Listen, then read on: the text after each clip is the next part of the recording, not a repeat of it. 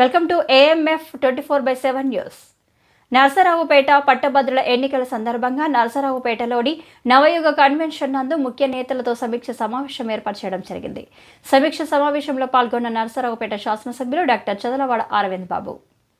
ఈ కార్యక్రమంలో అరవింద్ బాబు మాట్లాడుతూ కృష్ణా, గుంటూరు ఉమ్మడి జిల్లాల ఎమ్మెల్సీ కూటమి అభ్యర్థి ఆలపాటి రాజేంద్ర ప్రసాద్ను అధిక మెజారిటీతో గెలిపించుకుందామన్నారు.